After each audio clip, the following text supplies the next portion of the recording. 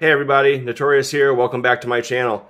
In this episode, I'm going to teach you a really fun and interesting midline producible loop that you can tie at home.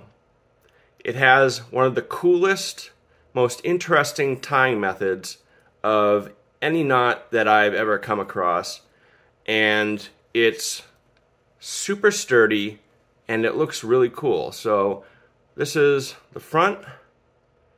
This is the reverse, and you can tie it in the middle, anywhere in the middle of a rope, and it can be pulled in any direction. So it's omnidirectional, all right?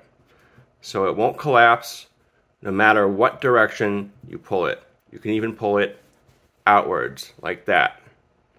So this is pretty much comparable to the Alpine Butterfly, which many of you are likely already familiar with. If you're not, then definitely check it out. I'll put a few links in the description for this video showing the Alpine Butterfly and some of its many tying methods. So, is this knot superior to the Alpine Butterfly? In my opinion, no. And that is the opinion of most people, if I'm being frank. You don't really hear about this knot too often, but I really do think it's worth learning. And is it easier to tie than the Alpine Butterfly? No.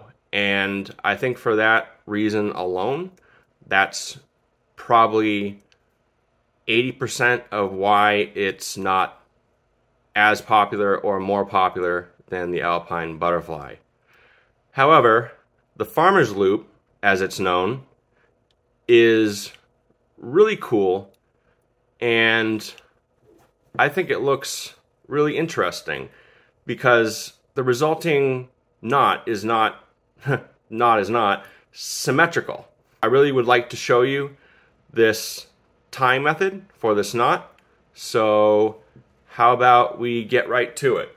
To tie the farmer's loop, you're going to begin by starting anywhere in the middle of a rope and creating one wrap and then a second wrap, like that. So you have 3 strands on the palm of your hand. Next, we're going to take this strand, pull it out, and move it over the strand on the right side of it. So let's pull this out a little bit and move it over to the right. So now, once we've done that, we're going to take the strand that was crossed over, so this strand, and bring it over the strand on the left. Alrighty? So we're going to take this, and bring it over the strand on the left. And because we went over this strand, we now know that we can pull this one out and bring it over the strand on the right. So let's do that. And finally, the last step is to pull on the middle strand and pull it out through in between these 2 strands here. And when you do this, it's recommended by me that you prevent it from collapsing and turning into some random mess by, at the same time you pull this up, pull on the strand that's coming out of the top, okay? So we're gonna pull this out and pull on the one exiting the top here. And then let's dress and set.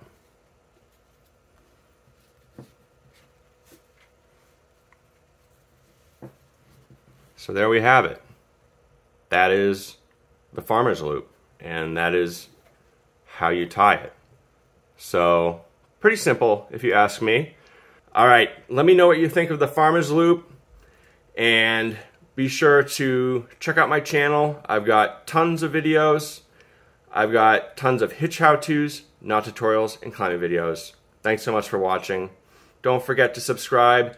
Hit the all selection for your notification preference. And yeah, see you on the next one.